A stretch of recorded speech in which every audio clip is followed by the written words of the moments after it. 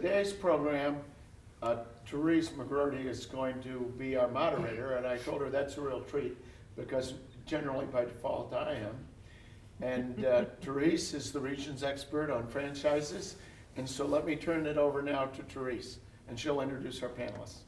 Thank you.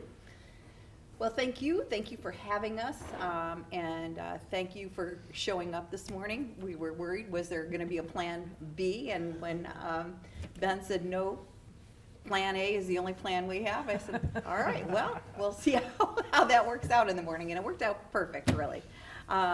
So I am a franchise consultant. Really what I do is I help people explore franchise business ownership. So I help people that have been downsized, people that want to diversify their portfolio, and those people that have been fed up with corporate America.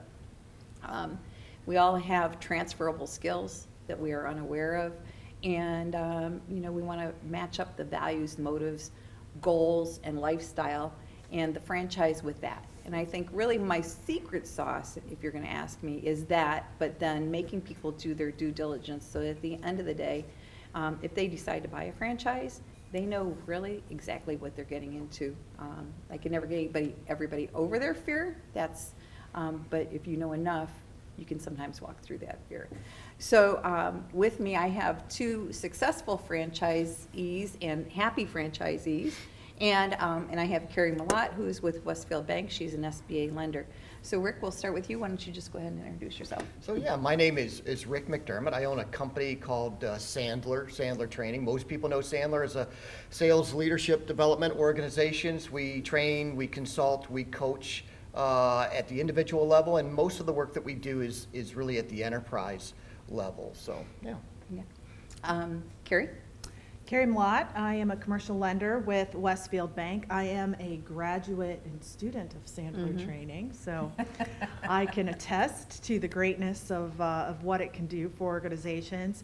And I support small to medium-sized businesses in their banking and lending needs. And Darlene? So hi everyone, I'm Darlene Jacobson, and I am a reformed corporate America person that now runs a pet grooming business. We are mobile pet groomers. We go to people's homes and take care of their pets. Terese helped me find the business, and I have also been through the Sandler sales training and can attest to its use, especially for a reformed accountant. Oh, wow. Nice. I guess I didn't even realize you were a reformed accountant. I was an accountant, yes. I knew you were a reformed factory president. Yes.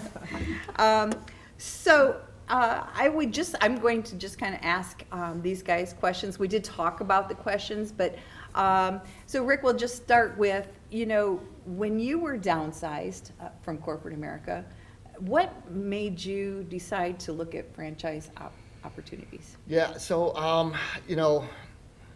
it's interesting being downsized, right? Being reorged out of the corporate world.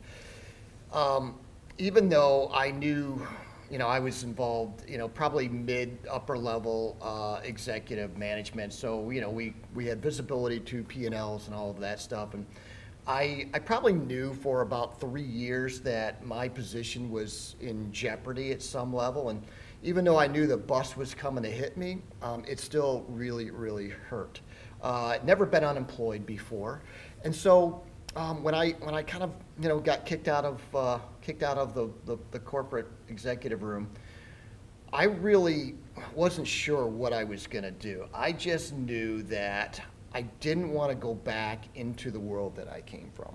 I felt that there was something else out there. So really, when I sat down, I probably put some undue pressure on myself. I gave myself 90 days to figure it out, right? I'm like, 90 days, right? I've never been, right, twisting in the wind like this. And the good news is, from my personal life, I'm a saver, right? So college was taken care of for my son, and right, we don't walk around with debt in our lives other than the mortgage. So we were in a really good spot. But I gave myself 90 days to figure it out, which just meant that I wasn't going to go to sleep. I was going to work at this. So it was a full-time job. So I was fortunate enough to go to an outplacement service that kind of gave me access to certain things and start to open my eyes to what else was out there. So I had 3 things I could have, I was looking at, going back to the real world, right, of executive, leadership. And then where I came from was steel distribution, so heavy industry type stuff that I was in. So going back to the corporate world was an option. Doing something on my own was also on the table, right? What would that have been or looked like given my skill set and my relationships? And then the third was, all right, do I buy a franchise and, right, kind of have get the business in a box to kind of get me kick-started. And so that's kind of where I was at. And eventually I got to the point of, looking at the franchise option a lot more seriously. Yeah, so it just kind of bit you. How about you, Darlene? Darlene, you had been downsized before, correct? No, this was my first time. It was your first time, okay. So yeah, tell us your story a little bit. After 30 years. Wow. Yeah, it was, as with Rick, it was my first time in my life being unemployed accidentally. Although, it's coming, right? When you're in an executive level, you just know that things aren't going well. I was running a manufacturing plant, and at some point the decision was made to outsource absolutely everything we made to other people, so they closed the plant. So there was no need for me. And I had, in a few years before that, had kind of had an interest in maybe doing something on my own. I thought, I could do it part-time while still working. And just gravitated towards things that I loved. One was ice cream. Who doesn't love ice cream? Excellent choice. Yes, absolutely. The second thing was I'm also an amateur birder, and so there were some opportunities there. But what I learned looking at retail was there was no way I could ever do and make what I was making in the corporate world. So I kind of set that aside, and then as I was in the outplacement world and networking, I met Terese, and she opened my eyes to there are actually real franchises out there where you can make money. And that's how we got started. Yeah. And so, Carrie, how do you help people like Rick and Darlene that are coming from the corporate world? They don't know what they want to do, and they don't even know, do I have enough money to do this? Yeah, no, that's a good question. Well, the good news is there's people like you out there that help them, understand maybe some of the needs and what they might be looking at by moving into the franchise world. But it is somewhat of an eye-opener for new to business ownership when they, they've done very well in their lives and they come looking for financing and discover that, the financial institution is judging their background, and do they have the knowledge behind them, the ability to be successful in starting their own or running their own franchise. And so what we do is, we try to have those conversations with them too. We hope they've done a lot of due diligence. I think the important thing, though, when it comes to if you're looking at financing and franchises is often people think that we're one of the last stages of the process, but we really should be in the beginning stages and having those conversations. Building those relationships with financial institutions can really be important and make or break kind of the success and the experience of going through that process and finding and getting the financing so that you can begin your entrepreneurship and start your business. So. I hope everybody hears that, because I'm always preaching to the choir. Have you called the bank yet? We need to start there. Yeah. To know, can you afford this? And so that if you're going to feel comfortable making the investment, right? You hate to spend all this time doing the due diligence and then you find out, I'm going to have to pay how much every month? Yeah. Right? So it is important. And one of the things that I love about Westfield Bank is that they're local. And Carrie can, I don't want to say fight for her clients, but, she's talking to the president. She's saying, look, I've spent 3 months talking to Rick McDermott. And there's no question in my mind that he can do what he has to do. And there's nothing wrong with the other banks, I'm not saying that. I'm just saying that they can't go right to the bank president and say, I'm just putting my name on the line a little bit more for Rick because I know he can do it. You can follow me around everywhere, Terese, and help me advertise. That's very nice. Thank you. Yeah, I would say that, just to follow up on that, there are lots of great opportunities for financing in our market. And obviously there's, the 800-pound gorilla that's, large not only here in our market, but, across the country in Huntington Bank as well.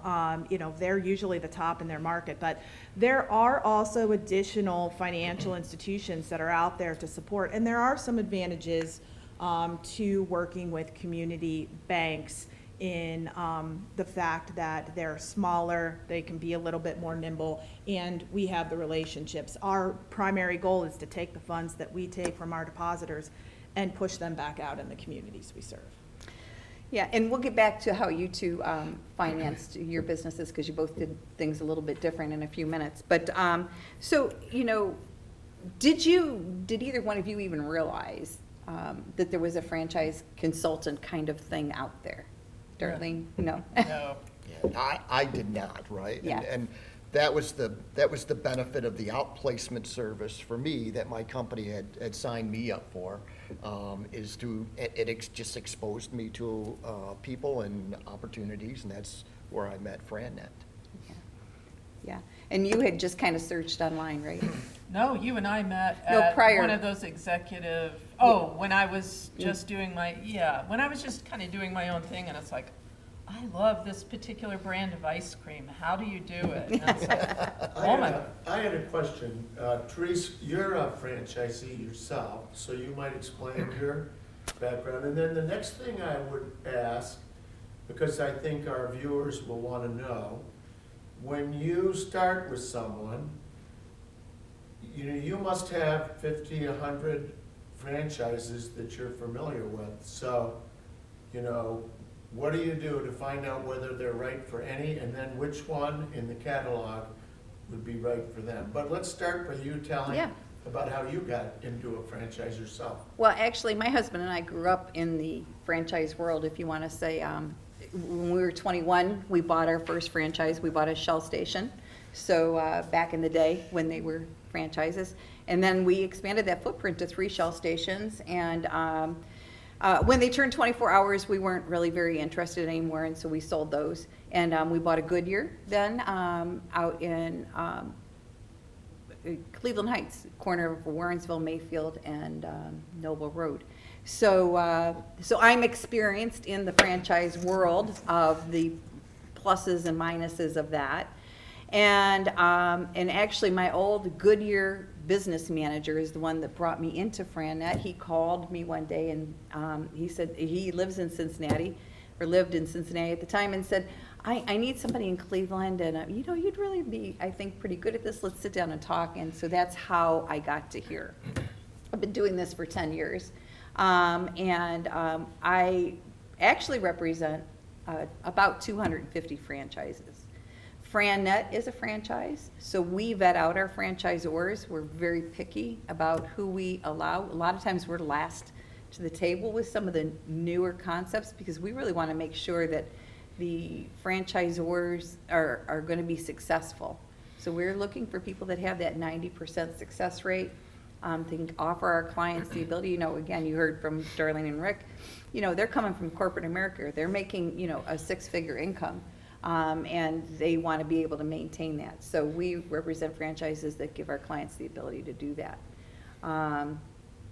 And the way we start is when we meet with people, again, there's three ways, right? Sometimes people do keep their day job. There are franchises out there where you can keep your day job and still be a franchisee. But we just start, we have what's called an entrepreneur profile. Everybody, as we all know, is not geared to be a franchisee. Some people are, want to do things their own way, and that's perfectly acceptable, and there's a lot of people that have made money doing it that way. And then there are people that just are low compliant. Well, they would not be very good franchisees. And the other thing that we talk about is funds. Do you have enough money before we go down that path? So we have a profile that we send out to our clients. Really also helps us measure your values, your motives, your goals, so that when we sit down and talk, then we can talk about those things. What is it that you want a business ownership to do for you? And then, like I said earlier, we make people do their due diligence. I know both of you. Rick, how many franchisees would you say you spoke with before you made your decision? I was a little bit unique in that I too was a Sandler trained, person. So my company had put me through Sandler training, which was phenomenal. I had a great experience. Now, here's kind of where the uniqueness was in there. I probably spoke with 5 different franchises during my vetting process, right, doing my diligence. And I purposely would not talk to Sandler until I was absolutely ready to, because I knew too much about it, right? It did wonderful things for me, but I just knew too much about it, and I did not want that to bias my decision in any way, shape, or form, because what FranNet had kind of shared with me, and they put me on this journey to say, hey, we've got to find out what's right for you. Don't pick something just because you really liked, right, the experience with that, but you need to pick something that's going to be the right business for you. Yeah. And so we do. I always show my clients at least 3 to 4. We start with 3 to 4 franchises that kind of fit your profile, and and in completely different industries than where you came from, because a lot of times you have head trash about where you came from. So we try to avoid that head trash unless it's something that you really, really want to do. Darlene, how many franchises did you talk to about? I think we did 4. And I remember doing the profile, and it did not come as a surprise to me that I'm not a high-pressure salesperson. My background, my undergraduate degree is in accounting, and I did an executive management MBA, but never marketing. I've been delved into all different areas of business, but not marketing. Which is why Sandler was so important to me when I started out. But you said, so you helped me winnow down that 250 list to what are the things that suit me, what's my personality. Don't put me in a situation where I need to do high pressure sales because I'm gonna fail. So, and the next step then, once we talked through all of that, was, well, you asked me, what are the things that are important to you? And I named 3 things. And you introduced me to someone in each of those 3 things. Yeah. And then there was one additional one that was just something that was kind of new in your stable, and it's like, well, let's look at that one as well. And I picked something that was completely out of anything I'd ever done in my life. Yeah. I think one of the things that I remember, for Darlene, as she said, she was not going to be a good salesperson. So Darlene just walks into a networking event with her shirt on, and people say, give me your card, I need you. She doesn't need to worry about that, which I think is, it's a perfect fit. And actually, I think, I don't know, I was in the Solon Gateway to Success BNI, and I would like to say, when I left, there was like 4 of my clients in that BNI group, which and is we're all still there. Are you all still there?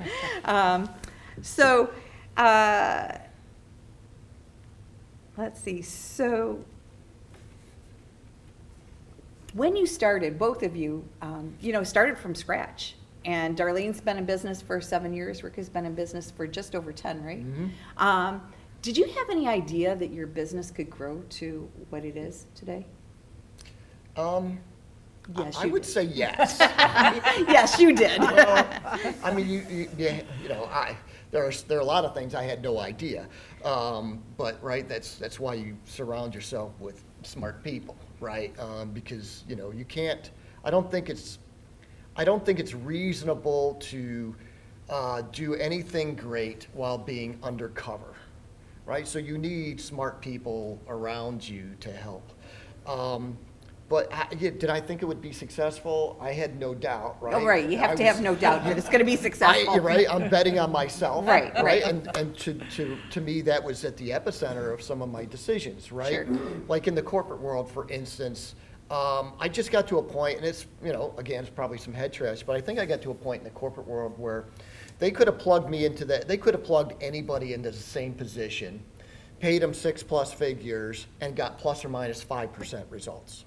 Right, and I didn't feel like I was relevant. So when I did, jump into that franchise model, the Sandler model, I just felt like I was going to be relevant in the results of this business. So did I expect it would be successful? Absolutely, and I still believe that our ceiling for this business is probably 3 times where it's at today. So right, that just keeps me driving. Yeah. Keeps me driving. Well, of course, you had no idea you would be successful. I just didn't know if you had pictured, because a lot of guys are not quite as big as you. Yeah. And there are obviously other people that are bigger. Yeah. But, how about you, Darlene? Are there many others? Wait, I had a question, Quick but I'll ask question. it after Darlene. Oh. Let me give you the question now, though.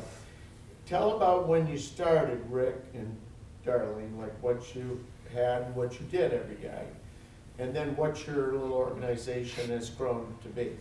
And come back to that after you, Darlene, to explain how you got into it. Well, I will say I did not have the confidence that Rick did. I was scared to death. But what I did was I determined what could I lose and still have a good life and not have to work, not have to live in my son's basement, as a retired person, things like that.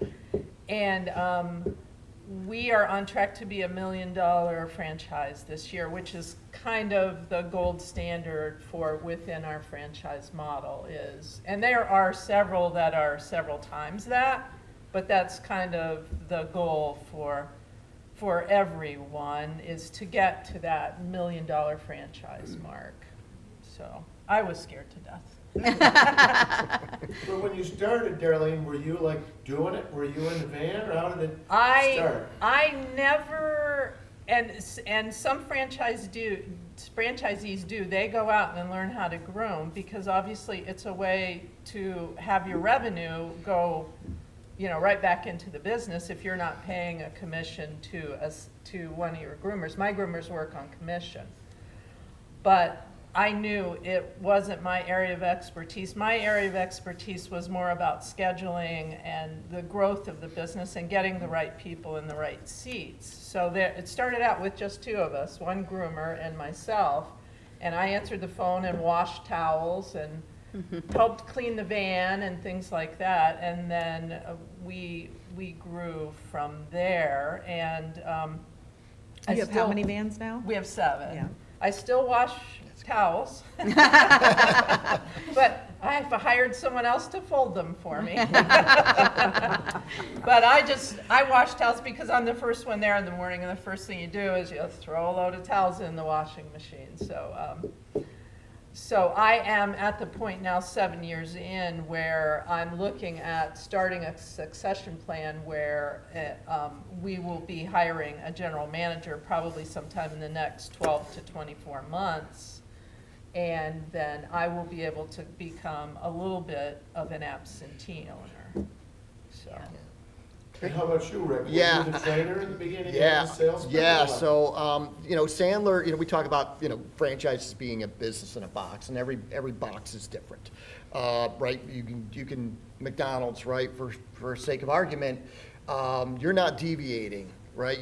It's McDonald's, right? The value of a franchise is really the ability to replicate it over and over and over again, so it builds brand awareness. But Sandler is a little bit different in that fact, is that Sandler is a fantastic publishing company. They publish the greatest content on sales and sales leadership in the world. And they look at their franchisee network to be able to distribute that. They provide tremendous support internally, and I think that's one of the things that Terese helps with, is what type of support do they provide to you as you're, cutting your teeth into the business. So here's what my first day, week, months, a year, maybe year and a half looked like. I didn't have a training center, and for many of you, right, we're still an eyeball to eyeball training company. We have had to adapt into the remote world, but we have a training center. It's on Rockside Road in Independence, off Rockside. But before that, I had nothing. I had no clients. I had nothing but passion and debt to serve. And so, and I quickly realized one of my biggest challenges, and sorry to be so long-winded on this, but it's a great question. One of my biggest challenges out of the gate was I did not have a lot of relationships, right? I could sell, right, and we could build a relationship pretty quick, but I didn't have that. So I couldn't leverage key relationships. I just didn't have them. So I had to go out and do a lot of networking, lots of networking. So the day in the life of Rick was making cold calls and getting out and seeing people and scheduling what I call free talks, right? The ability to see, be seen, and be heard, and start to develop my own brand when I didn't really have a brand other than Sandler at that point. I trained in a hotel. I went to the Comfort Inn in Twinsburg. I said, how much would it cost to rent out this, little room here? And she wasn't really sure. And I said, well, it doesn't have a whiteboard. Do you mind if I buy a whiteboard and put it in here? She goes, oh, don't worry about it. I'll buy one and put it on the wall for you. She charged me $30 a day. Wow. And so I started there. I started with 5 people and training them. And it was, it was hard, right? Because I had to grow into that trainer role. So I had to be the technician. I had to be an entrepreneur. And as the business grew and we scaled and we got into, a brick and mortar space, I brought in another trainer with me, an associate who is now a partner of mine. But we had to be the technician, we had to be the entrepreneur, and we had to be the manager. And that's I read a great book, The E-Myth Revisited, and that's kind of set my mind where I needed to be and how I needed to be agile as this business grew. I'm so glad you brought up that book, because it is so important. And I think that that's one of the things that people don't realize about franchising, right? Is that you're not going to be the dog groomer. Franchisors do not necessarily really want to be hired or to, for a dog groomer to buy into their business. They want somebody, an executive level person that has the vision of creating a 7-truck, $1 million, $2 million business. And so you can't come in and be eating the ice cream every day and building that business.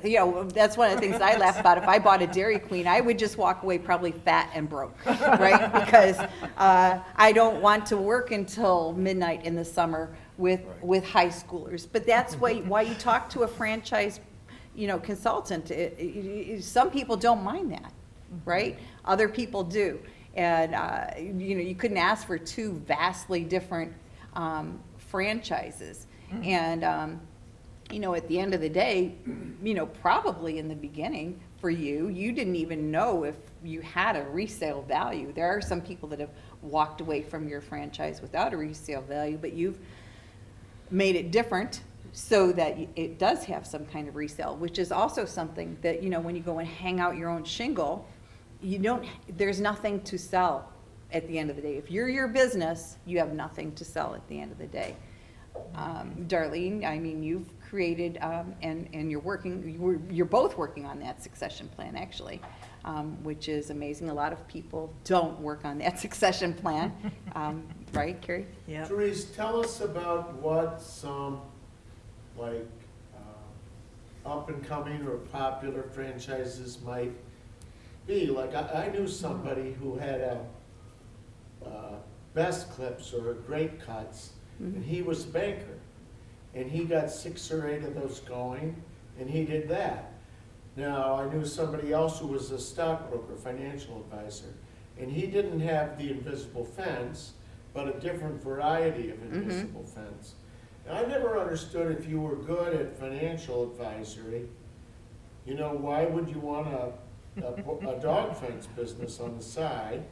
And then a lot of it would, of course, depend on how perfect, absolutely perfect, the person in your dog fence van was. Because if he was perfect, then you could, of course, do anything and do it well and pay attention to that business and have this van driving around making you money. So what are some things that you see that are popular and current now? Well, I don't necessarily talk about popular and current, because neither one of these were popular or current. Really we focus on fit. And that's what people need to look at, is what is the good fit. I'm working with a client right now that, him and his wife are very successful executives. They have 2 young children, and they want to continue for the time being to be the successful executives and have a franchise. So there are some franchises out there that are like that. Many of them, I think, are probably, I haven't really thought about this, but off the top of my head, I'm going to say that most of them are probably B2C, and home services type things, and where you can hire a general manager. And, I think when you're a business owner, you are helping your community. You're investing. Everybody here invests in their community. And 2, the small business is the backbone of the United States nowadays. We're the ones hiring people. So how great is that you can continue your corporate career and you can hire somebody, pay them well. Somebody that maybe could not afford to go into business for themselves, but has a good business mind, pay them well to run your business for you. And they're hiring other people. Well, Bren brings up a good question, though, because sometimes I imagine in your world, sorry, I'm turning slightly moderator here instead That's of all right. banker, but it's easy to probably get excited or blinded by, let's use one that's like exploding all over, crumble cookie. Oh, yes. We've talked about that, right? Yes. So it would be easy to be like, I want to do crumble cookie, because you're seeing what's happening. It's all over social media. A lot of influencers are doing it. And I bet sometimes you have to rein them in and talk about, what is the long-term viability of, cookies as a business, and can you do that?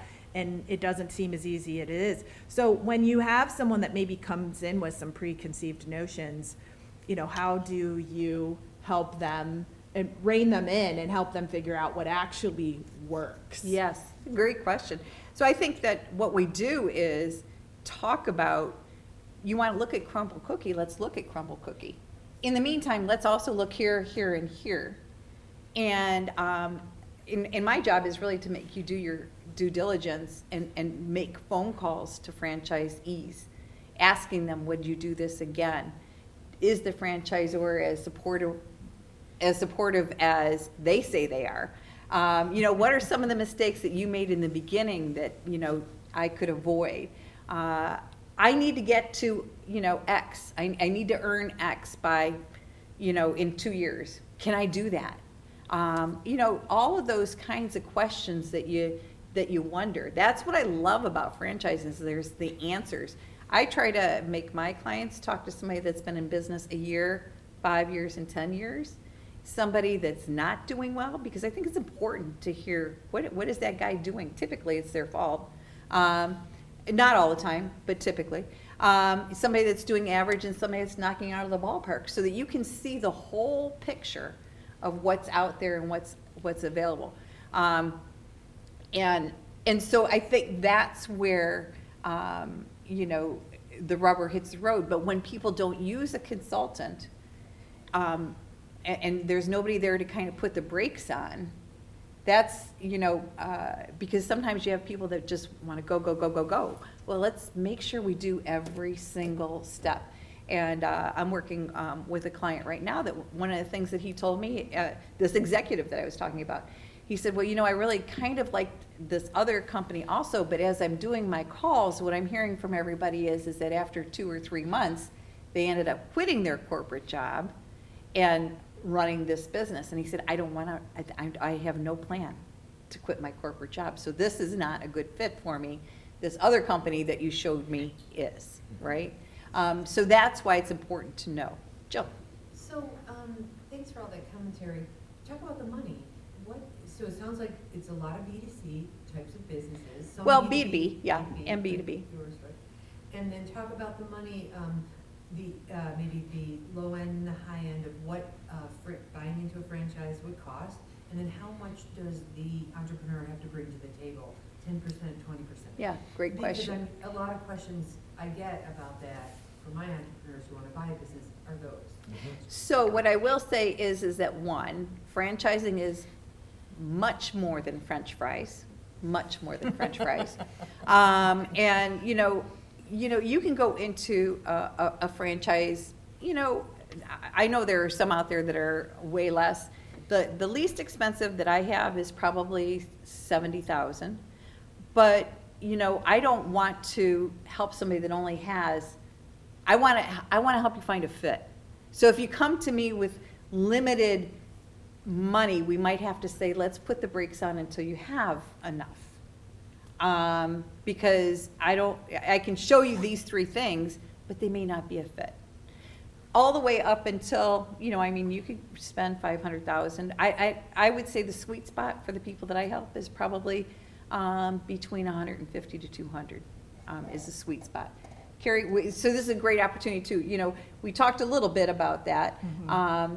How much, if somebody's getting an SBA loan, how much do they need to bring to the table? What's the process? 90 days. Do not count on one less moment than 90 days. That's why you start early. Yeah. Well, there are different approaches to financing for entrepreneurs and franchises, or buying into a franchise. I will start with a couple of things. So oftentimes, so we are I do traditional lending, but I'm also an SBA lender as well. And the reason that, Terese brought up SBA lending, because oftentimes when you're going into the acquisition of a business or the purchase of a franchise or things like that, some of the things that, you may, if you don't have the background in it, you may not think about is that, the banks are looking to, well, if it doesn't work out, how do we get repaid? And so that typically comes in the form of some sort of collateral. And oftentimes in services businesses and things like that, there's, little to no collateral. And that is either where, someone comes in and they have the funds, they utilize their own resources to buy into the franchise and they fund it themselves. Or they come to look at a bank, and the SBA has the support of giving a 75% guarantee, and depending, anything 150 and under, they'll guarantee up to 85%. But what that does for the borrower is it allows them to go to the bank, and the bank to feel a little bit better about lending out money to someone who may not have a background in dog grooming or in sales training, or in making cookies. But they have a good foundation, they're executives, and they have a good background.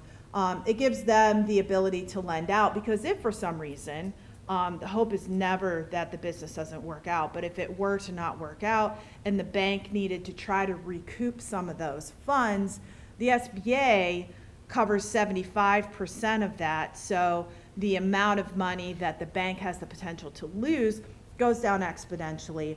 and it makes them more willing to lend that money out. So I just kind of wanted to wrap that in. The other advantage of the SBA is that prior to May, and I'll talk a little bit about some of the changes that have happened, but prior to May, the SBA did their own vetting process on the franchisors. So they there was a list, and the franchisors had a number, and we were able to, as lenders, go out and see, okay, the franchise, or the SBA has done some due diligence on this franchise, and they feel that there is something there that is lendable, so to speak. And so if you weren't on that franchise list, it would make a bank pause, and there'd probably be other things that would need to come in to mitigate and to make them more willing to lend. But if you were on that list, it makes it a lot easier because there's a little bit of a vetting process. People going into franchises, you guys are doing your own vetting to make sure it's the right franchise. The bank likes to know too that this has the ability to be successful as well, and that's what the SBA provided. Now, I said that ended in May because they made some changes, and they did stop publishing that list as of May. The good news is that a lot of us in the industry saved that list, so we still have access to it. So that is one thing to kind of think about and explore as you're going on your journey of looking for franchises. If you're going to go to a bank for funding, you might want to ask and try to figure out and build a relationship with someone to find out and make sure that that's something that's available to you, that they may be on that vetted SBA list there, because we're still going to use that to look at it. And thankfully it ended in May. We'll figure out what's going to happen in the future. I expect some changes when it comes to that, but that gives you, as a borrower, some peace of mind too. So that being said, what happens next? How do you get your funding? The bank wants you to have some skin in the game, but the SBA also has made it a little easier to get funding as well. And so typically you're looking anywhere from 10 to 20% down.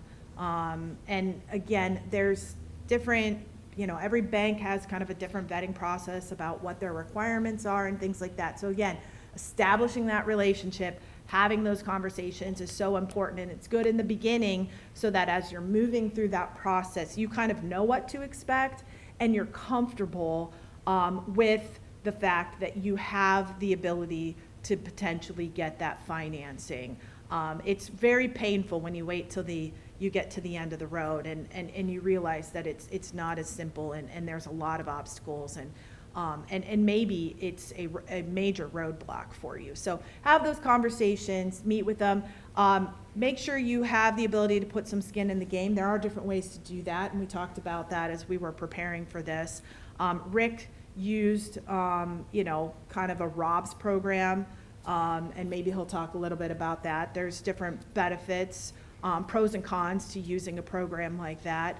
Terese will talk about how some people utilize, some other funds. And then the other thing is depending on the amount, people don't realize that they have assets and resources available to them. Like, for instance, you may have done a very good job siphoning money and saving that money in non-retirement funds, right? Maybe you have a portfolio of, a couple $100,000 of stocks and bonds and mutual funds that you've built outside of your retirement. Those are usable assets. You can use those assets without actually having to cash those in. You can let them continue to build and grow where they're at, and then take those assets and make it a part of your plan when you're looking to borrow, whether that be a part of your skin in the game and the equity that you put in, or it's how you finance the entire thing depending on availability and things like that. So the long, story shortened is there's a lot of pathways to financing, and there's some nuances that exist in it. And that's why I keep saying early is better, to have those conversations, to learn a little bit about what that process looks like how much you're gonna have in. They'll do the same thing with you. We take a look at the whole picture. We evaluate you as a borrower, and we talk about what are the pathways that make sense. And it should be a relationship. You know, there are some things that, you know, we are regulated entity, so that we have to stay within a certain box on. But in a lot of ways, there are other options and opportunities for you to look at financing. So you want to find someone who's willing to have those conversations and help you figure that out. Yeah. And that's why you want to go to somebody that's going to tell you about all your options, not just the ones that are available to them. Because Darlene could not do an SBA because she's a single woman, and you need to have somebody that's bringing in income. So she had to finance her business differently, right? You used a Rob's also, which is, you know, rolling over her retirement. And there's pluses and minuses, and you could reach out to Rick and Darlene, and they'd be happy to share the pluses and minuses of doing that. Rick is, as he already mentioned, he's a no-debt guy, and so he was not going to get a loan, and that's all there was to it. And Darlene had no really other option other than to use her 401k to start her business, right? So could you tell us, you know, what would you do differently? You know, you're sitting in the office and the opportunity, you know, you got to make up your mind. Would you make a different decision? I would not, right? I probably would have done it while I was a little bit younger. That's probably the one thing I would do. But, you know, as you kind of look at the decision-wise, I would not have done it any differently, no. I would say, like, you don't know what you're getting into until until the bullets start flying. There's some things I would have done differently when I started the business. Certainly, I came out of a world where I was slave to a P&L, and it was different, right? So there's a big difference in running a P&L for a very mature business versus a P&L for, you know, a startup, so to speak. And I you know, that was a difficult transition for me, right? So I would have been a little bit more of an entrepreneur in that moment. Yeah. To spend some more money, you know, in marketing and doing stuff like that. So yeah, there's some do-over moments for me for sure, right? Yeah. How about you, Darlene? Would I do it again? Yes. And I agree with Rick, probably maybe 10 years sooner, probably not much more before that, because you know, as you get older, you are a little more cautious, but you're also sometimes a little bit more adventurous, right? Yeah. If not now, when? Yeah. Right. That's Right? Right. If not now, when? And I probably would have, I think I was slow to grow just because I wanted to be careful. And I think that I could have been $1 million franchise 2 years ago had I been a little bit more adventurous. Yeah. It's the accountant in you. Yes, it is. It absolutely is. Yeah, it's being conservative and not, you know, not putting that last dollar on the line. But as it gets closer to the end of my full-time existence in the business, it's really, you know, I have to ratchet up now, right? Because if I want to hire a general manager, I still want to get paid. So the revenue has to be there in order to cover the everything that I want to do. Well, and I can sympathize with the two of you. You know, you would think that this is my third franchise, so I should have a down pat, right? But my other franchises were service, you know, face-to-face, in the automotive, you know, people walking in the door. And so, you know, sometimes there's also that little bit of I know everything attitude when you go to training, you know, and seems pretty simple. I mean, you go out, you talk to people, and they want to buy a franchise, seems pretty simple. I can remember distinctly coming home from training And I didn't even really have an office yet at home. I was sitting at my kitchen table and going, so now what? Where do I find these people, Yeah, right? right? Yeah, what now? So, it is, there's that learning curve, and there's that also part of humbling yourself, right? I mean, you get to that level in corporate America, or, myself in my other businesses, where you do kind of sometimes think you know it all, and you have to humble yourself and say, maybe I should start asking some questions. So I can sympathize with both of you on those things. Yeah, I have one more question. Yeah. And I think everybody who's here and listening to you today, not on the video, but here today, is an entrepreneur.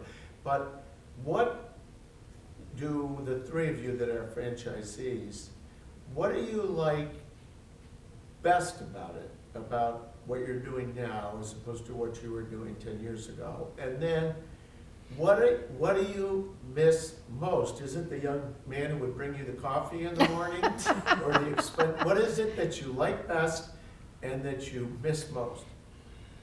I will say I miss, well, I've never worked for corporate America, so I don't miss anything. I did, when I was 18, I worked for the phone company, so I did appreciate that little tiny, very tiny regular paycheck. But, when we went into business for ourselves, there's also something to being 21, young and dumb, and you don't have anything to lose. Back in the day, our parents, footed, I don't want to say footed the bill. I mean, they put things up so that we can get the money to go into business. So we did want, obviously to pay them back. But we were really at that time too young and dumb to have any idea of what we were or weren't doing. So that was really a blessing in disguise. I had somebody that was very young, and one of the franchisors said to me, he's not, what was it? He said, he just doesn't seem scared enough or something. I said, he's 30 years old. He doesn't have any kids. What's to be afraid of? So I lose everything. I start all over again, right? No biggie. But I did like the fact that people walked in the door. I didn't have to go out and, quote unquote, pound the pavement for my business.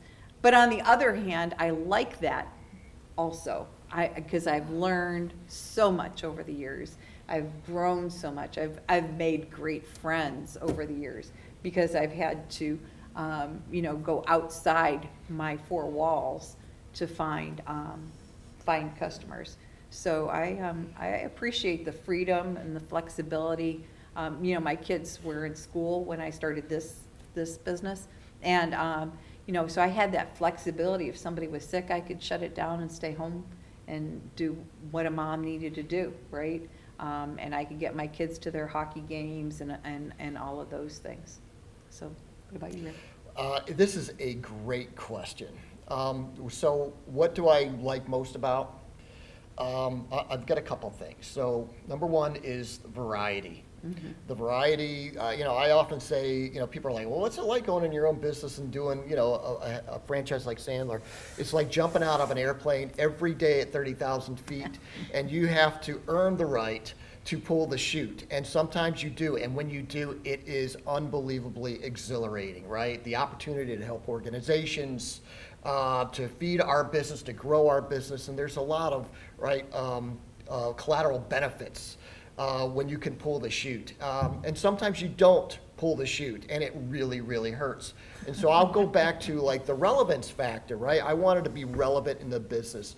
And so the best thing I like about this business is where I can sit back from time to time, right? I can take time out and, separate myself from the business for a few minutes, and I can look at it and say, man, that's a body of work that you created, right? Sandler gave me the tools to do it, but at the end of the day, man, that's my body of work, and I love that. And sometimes you'll hate it, right? But if you hate it enough, you'll do something different to change that dynamic, right? That's entrepreneurship. And so being relevant and having that variety in my business is just second to none. Not for 1 second have I ever missed the security of a paycheck. I honestly, that Sure. is, I have I never have. missed the security of a paycheck, even though, right, there were times where I got paid nothing, right? And you have to be able to understand that that's, you know, that might happen sooner or later, whatever. But, you know, I'm struggling to figure out what do I miss about being in the corporate world? I guess there's not a lot. If I had to pick one thing, it would be, now I'm a small business. And, you know, I like the camaraderie of having, you know, my posse at the office, and right, let's go out and let's, you know, hit it hard with, with good dinner and drinks and have fun. So I don't have necessarily that posse like I used to, but yeah, that's mine. You, Darlene? Oh, well, I still do have a posse because our franchisees, we get together every year and we're together for about 3 or 4 days. And we start at 7 o'clock in the morning and we're together till 9 or 10 or 2, whatever. And so I do have a family. The other franchisees, there are probably 75, 80 of the Aussie Petmobile franchises in the United States. And there are probably 30 of us that are pretty close to one another. You know, if something comes up, you can call. And so I still do have that posse, which is good. But I think the thing that I've most enjoyed is I get to choose who works for me, and I get to choose how they can grow, along with them, of course. But you know, was just the end of the year, right? So W-2s have just come out, and one of my groomers got her W-2. She started to cry. Aww. She said, I never thought I could make this money Yes. doing something I love. And then she looked at me and said, and I make more than my husband. And I'm going to tell him when I get home. So that to me is Yes. really important, because having been a young woman in the 70s and 80s trying to grow up in the corporate world, it was a tough place to be. I was the only skirt in the room most of the time, and was relegated to taking notes and making sure there was coffee, and I don't drink coffee. So I don't make coffee. That was my first rule. But to help, and I have male groomers, I have female groomers, but they all have a chance to, basically what they say is, I own my own business, but it didn't cost me anything, because they take care of my clients. Once we introduce them to a groomer, I may never talk to them again. But they say they see my employee every 4 or 6 weeks. And those young people have all learned marketing that I'm not good at, but they know how to treat their customers. And one of my employees, who is from that state up north, is considering maybe moving back to that state up north, and he may buy a franchise, an Aussie Petmobile franchise, in his hometown. Nice. And that would be the best gift for me, to know Yes. that I helped someone else become an entrepreneur as well. So Yeah. that's been the best thing for me. It's Do you not miss anything about corporate America? No. No. I mean, it's scary to be your own boss, and it's kind of nice. And, you know, you see people do that to you, right? Like, what do you think I should do? Or, you know, that it's tough to make the decisions and be the one that lives with the consequences of those decisions. But I don't miss having to run everything up the flagpole. Yeah. Well, and the flagpole is so long, so long. Yeah, and there were never skirts on the flagpole. If I could just, jump in a little bit on where Darlene's at, I think when it comes to like vetting a franchise, right? We have to utilize people like Terese, because making a commitment like this is highly emotional, right? We're talking about our future, our kids' future, our livelihood, our retirement, whatever that might be. It's highly emotional, and Terese is the most objective person in the room, and we need that person. We need that person. You know, to circle back where Darlene was at with her network, right? She leans on 30 other franchisees who have walked in her shoes, done what she's done, felt her pain, felt her success. And I think that's part of the diligence process with franchises.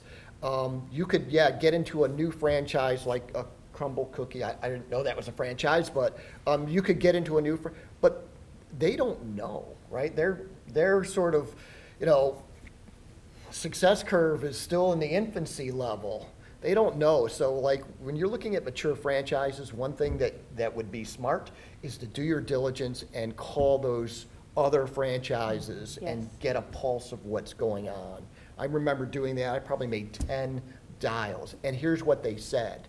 They said, Rick, if you pull the trigger on this, we've got your back. Yeah. You are not on the island. You are not here to do this alone. We've all been there. We've started a business from nothing and have grown it. We will help you. So that's really important in a franchise. Well, you know, I think that's another thing. You know, one is that did either one of you ever feel sold, like we were selling you? Well, I want to make sure that we don't leave today until I tell this story. So I went through the due diligence. I met with my franchisor, I think 6 or 7 times over the course of a couple of months. And I decided I was going to do it. I called Terese and I said, okay, I'm ready. This is the one. And she said, are you sure? Let's talk through what did you like, what didn't you like. So she wasn't out there to sell me. She was out there to help me find the business that was going to work for me. And I appreciate that. Yeah. Did you have the same experience? Yeah, I mean, I knew when I went to Baltimore and met with That Dave you were doing Mattson, right? They sell sales training, right, for a living, right? That's what they do. I knew Dave Mattson was going to put me in a headlock and I was going to walk away, a new franchisee. But I did not feel pressure at any point in time, right? Yeah, well, and I have, surprisingly enough, a similar story, not as a franchise owner or potential owner, but as someone who helps people, as they're going on their franchise journey from a financing standpoint. I had a client who was looking at a franchise.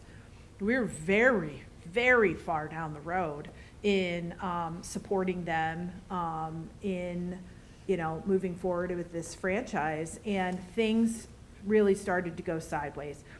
In many ways, at no fault of their own, but they really went sideways. And so I'll never forget, we had a conversation, we got on a call together, and I said, you guys really need to think about what your next steps are, and does this really make sense for you? They were both, very successful corporate people, making really good money, going into a franchise that would require one of them to be very all in, and the ability to make money was going to be very slim for the first couple of years. And is this really what you want to go forward? Do you want to go all in on this?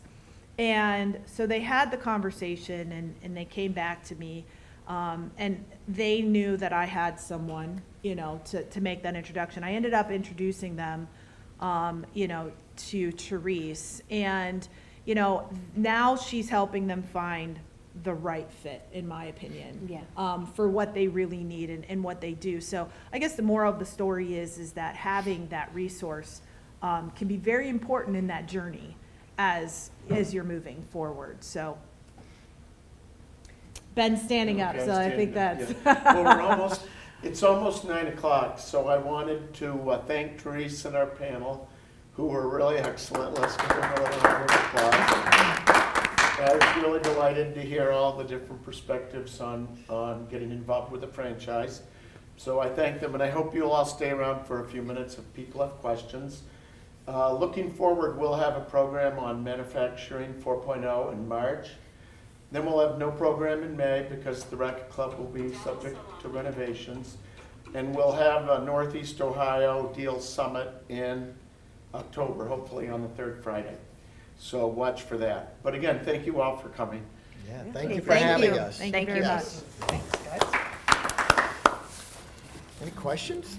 Yeah, that's true. I have a That's a good question for question. Darlene. Yes. When you buy your, I presume you started out with one van, Correct. so now you're at 7 vans. Mm-hmm. So, a lot of times when someone is a franchisee, they have to buy supplies for their franchise through authorized suppliers that the franchisor requires, or from the franchisor directly. So, when you bought your vans, all your vans, including the 6 later vans, could you buy a van anywhere, or do you have to buy from certain authorized No, dealers? we buy it through the corporation because the way it is set up inside is proprietary. Oh, okay. So all the plumbing and all the electronics and all the equipment and where everything is placed. There are certain things that we have to buy, and that's realistically, that's the only thing we have to buy from the corporation, and then they make deals with, like our shampoo suppliers, but you can choose to go wherever you choose to buy those sorts of things. But the vans specifically, I own them, but if I want to sell one, I have to let the corporation know, and they're going to put it out to the other franchisees. Can you negotiate the price, or you have to pay what they say this is the price? Correct, we pay what they say. And because they are buying for all 75 locations, they are able to get some discounts that probably me going out myself probably couldn't get. But to be honest, the buying the van is one piece through Mercedes, but the bigger piece is having it outfitted. That actually costs more than the van itself. And that is done by one outfitter in Seattle, Washington. And I will say Good too, questions. because I understand where your question is coming from, but you know, especially during the supply chain issues, and even right now with the cost of vehicles and things like that, when you have, you know, Aussie buying, 7,500 vans, they're going to get a much better price than Darlene could have gotten herself. Right? And Rick wouldn't want to be selling a different sales material than what Sandler has to offer. I can understand, you know, maybe people that have a pizza shop or something like that, the frustration, but you know that going in.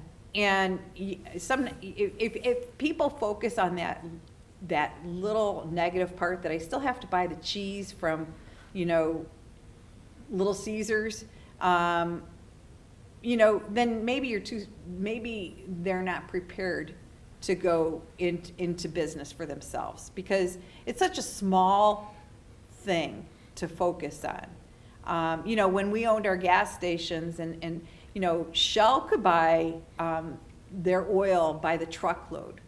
So any day of the week that you wanted to go and buy 5 quarts of oil, you could definitely go to Kmart and buy it cheaper.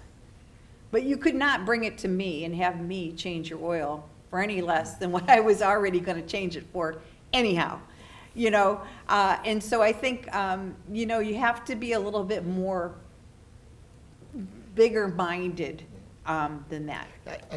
If I could Go just ahead. jump in on that. So, well, like when typically when you buy a franchise, especially a franchise like Sandler, the first thing they're going to tell you out of the box is don't get creative.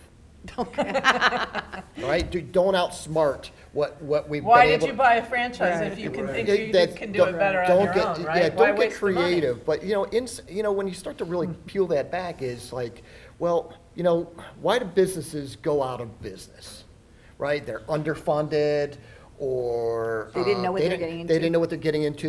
It was a people issue. It was whatever issue. How many times have you ever heard people say, "Well, I went out of business because we failed to sell enough," right? And so that's at the end of the day why businesses go out of business. They don't have enough top line revenue to support whatever's going on underneath of it. And so the franchise, you know, take it out of the box, do what they tell you. It should be designed to help you create that top-line revenue, so you can focus on growing that business. Yeah. Top line, they'll help you control the bottom line if you just follow the formula, right? And is that fair? That's Yeah. very fair, yeah, Yeah. yeah, I like that. Because I know that some people do complain about, well, I could have bought my buns somewhere here, or they're less Yeah. expensive. But if that's the focus, it's too narrow of a focus. You need to worry on the whole picture. Yeah, I mean. Just you're worry not- about the buns are showing up at your back door tomorrow, rather than you gotta run over to Giant Eagle or whatever to buy them. Yeah, we always say, my business isn't put in jeopardy because Sandler's trying to charge me, X amount for product, right? For a online sales program. My business isn't in jeopardy because of that. My Right. business would be in jeopardy if I failed to sell, right? And that's at the bottom line. Let's go. What if on. it's a good Plus, friend? They have fees. You owe the franchisor a fee, or Yes, Yeah. every the month. corporate office a fee, so Yeah. they're going to do their best to make. They Right, want us yeah. to be, Yeah, yeah. they've They got want you skin to in the be game too, successful. man. Yeah, That's- they do. They're getting a portion Yeah. of your. They don't want, right? They don't want people going out of business either, right? It's a bad look on them, so, right? And the reason that, that they manage how the vans are set up, and and I appreciate that, because I wouldn't have done it right. No.